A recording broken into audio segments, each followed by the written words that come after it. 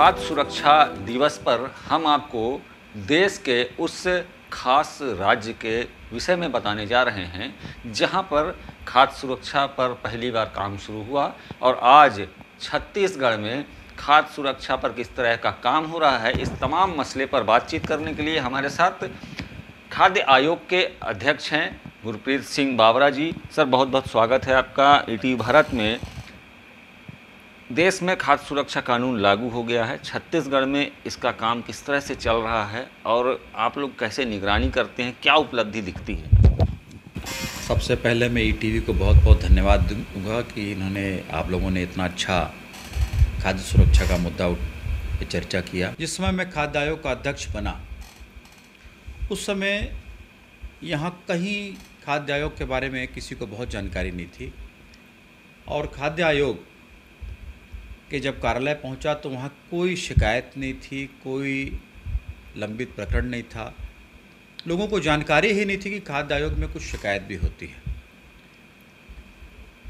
तो खाद्य आयोग का जो काम था ये 2021 के बाद लोगों को पता चला कि खाद्य आयोग क्यों बना है। खाद्य आयोग बना, जितनी भी पीडीएस की दुकानें हैं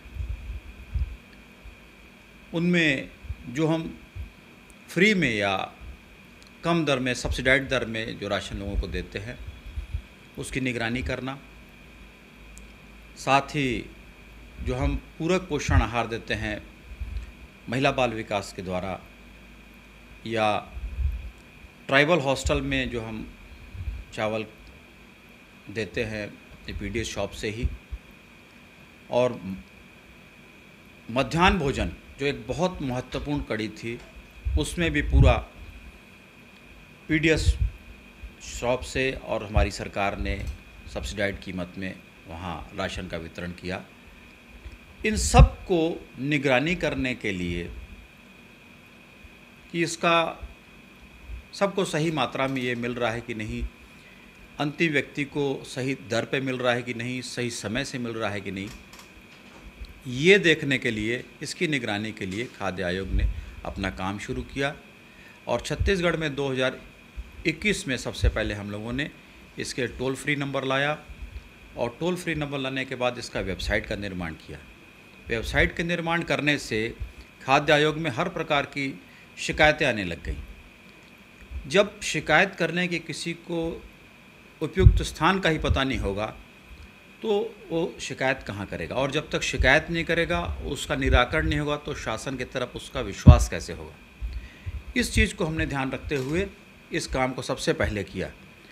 उसका नतीजा ये हुआ कि आज दिनांक तक 1173 शिकायतें हमारे पास डायरेक्ट हमारे आयोग में आ चुकी हैं, जिसमें से 1068 की हमने निराकरण कर दिया। 113 अभी लंबित है, जिसका निराकरण तुरंत हम इसी महीने में कर देंगे। इसी प्रकार हमारे जो डीजीआरओ हैं, यानी हमारे नोडल अधिकारी हैं, जो हर ज़िले में बैठते हैं, वो हमारे सीओ जिला पंचायत के अधिकारी भी होते हैं। उनके पास 2407 शिकायतें मिली और इसमें से 2360 शिकायतों का निराकरण हो गया। सिर्फ 47 शिकायतें अभी लंबित हैं। ये हमारे लिए बहुत बड़ा एक हमारा सफलता है हमारी कि कम से कम लोगों ने शिकायत भी की और निराकरण भी हुआ और सभी संतुष्ट हैं इस बात से। ये जो तमाम कसावट आप लोगों ने की उपभोक्ता खाद्य आयोग के माध्यम से, इसका रिजल्ट क्या दिखता है? जो उपभोक्ता हैं उन तक कितना लाभ पहुंच रहा है? कितने हितग्राही हैं जिन तक चावल मुफ्त में या सस्ते दर पे पहुंच रहा है? देखिए, आयोग का गठन तो एक है ही, साथ ही माननीय मुख्यमंत्री भूपेश बघेल जी और हमारे वर्तमान खाद्य मंत्री अमरजीत भगत जी, इन सब के प्रयास से और इनकी योजनाओं से, इनके काम करने के तरीके से, इनके जो संचालन करने का तरीका है, उससे लगभग हम 2,41,000 टन चावल का वितरण करते हैं और साथ उसमें 28,000 टन एपीएल को देते हैं। 1,13,000 टन हम फ्री में बांटते हैं, जो दिसंबर माह तक फ्री भी मिलेगा। और जो दूसरे हैं बीपीएल है, वो 28,000 टन चावल का आवंटन होता है। एक बहुत बड़ी बात माननीय मुख्यमंत्री जी के संज्ञान में आई और उन्होंने इस पे काम किया कि हमारे यहाँ 2006 में 2016 में कुपोषण का दर था 30.16%, 30.16%। और जब सरकार में आए तो उन्होंने इस बात को सबसे पहले देखा, कुपोषण का इन्होंने कोई आंकड़ा प्रस्तुत नहीं किया था, तो इन्होंने उस आंकड़े को आधार में रखते हुए 2018 से चने और गुड़ का वितरण शुरू किया जो कुपोषित क्षेत्र थे। तो अभी हम लोग लगभग ये सरकार 80,000 टन चना 5 रुपये किलो के हिसाब से बस्तर संभाग में और पूरे प्रदेश में बांट रही है। लेकिन इसी के साथ 14,000 टन गुड़ बस्तर संभाग में बांट रही है। उससे बहुत बड़ा लाभ क्या हुआ कि जो कुपोषण का दर था वो लगातार क्रमशः 2019 में 23.37% हुआ, 2021 में 19.86% हुआ और 2022 में 17.76% हुआ। तो ये जो 30.16 और 17.76 का जो सफ़रनामा है, इसके लिए जो कुपोषण दर कम हुआ, मैं माननीय मुख्यमंत्री जी को और खाद्य मंत्री जी को बहुत बधाई देता हूँ कि उन्होंने बहुत ही अच्छा काम किया। ये जो पूरा मॉडल है, अनाज बट रहा है, फ्री में भी बट रहा है, गुड़ चना भी बट रहा है, कुपोषण दर भी कम करने में सफल हुए। कहीं ना कहीं खाद्य सुरक्षा कानून इसलिए बनाया गया था।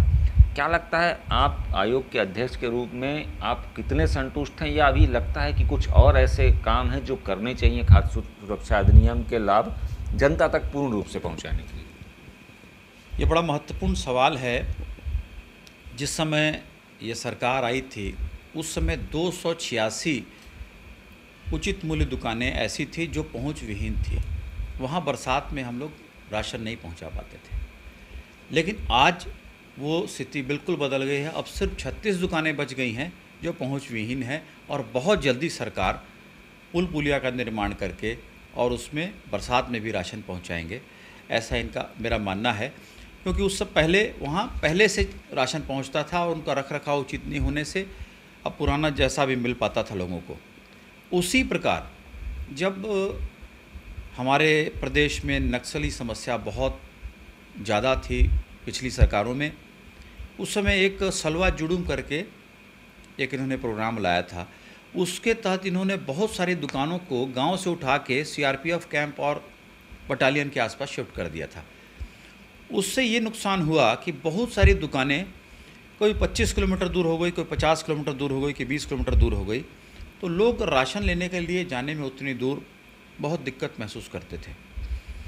इस सरकार ने उस सारी समस्याओं को दूर करते हुए फिर से उन राशन दुकानों को उन्हीं दुकानों गांव में शिफ्ट किया जिस दुकानों की गांव की वो दुकानें थी। इससे वो जो दूरी थी वो दूरी बिल्कुल समाप्त हो गई और राशन फिर से बराबर सब लेने लग गए। तो बहुत बहुत धन्यवाद हमसे बातचीत करने के लिए। तो आपने सुना कि खाद्य सुरक्षा कानून पर छत्तीसगढ़ किस तरह से काम कर रहा है।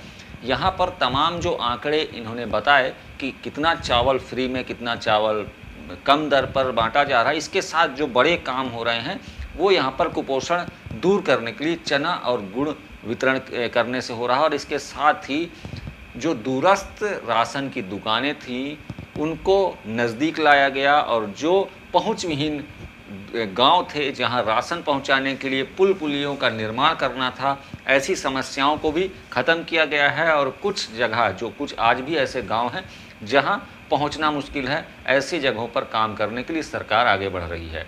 देश दीपक गुप्ता, ईटीवी भारत, सरगुजा।